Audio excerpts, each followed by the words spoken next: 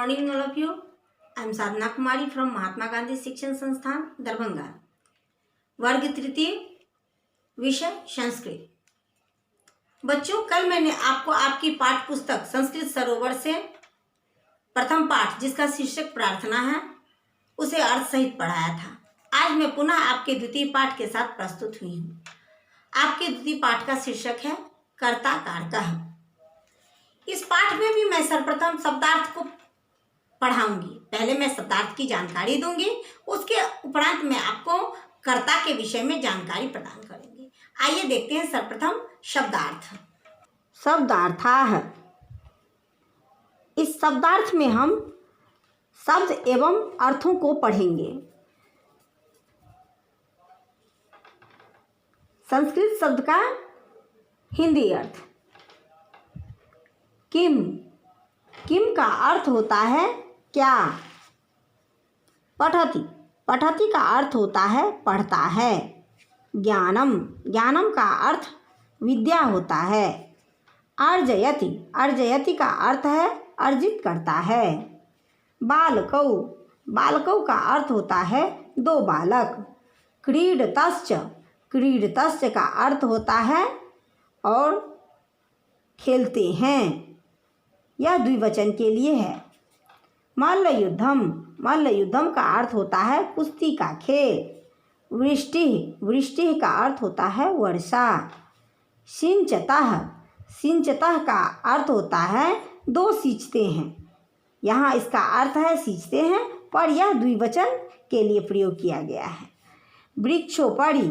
वृक्षोपरि का अर्थ होता है वृक्ष के ऊपर। कूर्दतः। कूर्दतः का अर्थ होता है कूदते हैं। निवसन्ति। निवसन्ति का अर्थ होता है रहते हैं। इस प्रकार हमें संस्कृत शब्द एवं उसके हिंदी अर्थ को जानना आवश्यक होता है। अब आइए पुनः हम आपके पाठ कर्ता कारक को पढ़ते हैं। कर्ता कारकः। आइए पहले हम आपको कर्ता के विषय में जानकारी प्रदान करती हूँ।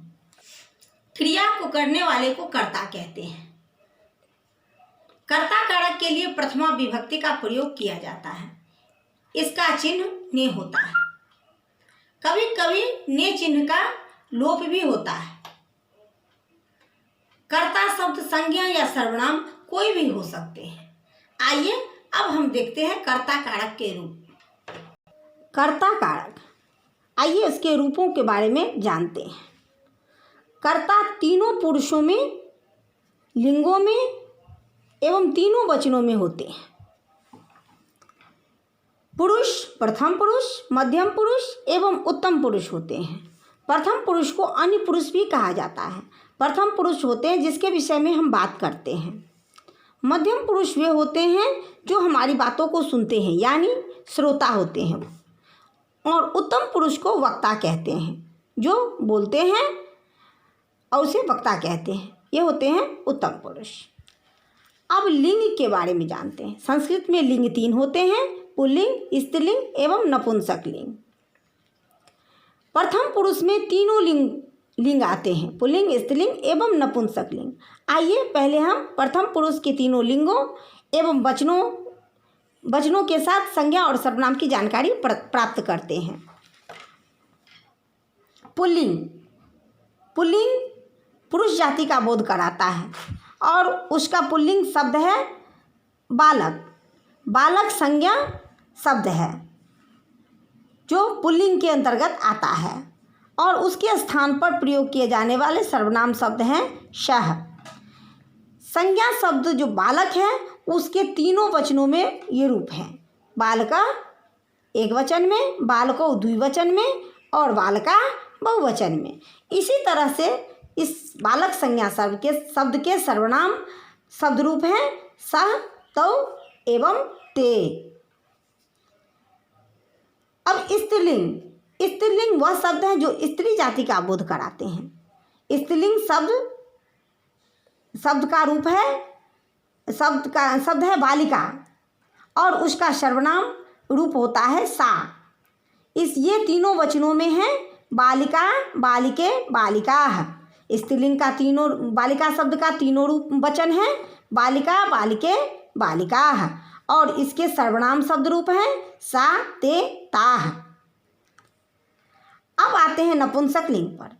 नपुंसक लिंग वे होते हैं जिनका प्रयोग ना तो स्त्री जाति के लिए होता है और ना ही पुरुष के लिए, वह नपुंसक लिंग कहलाते हैं।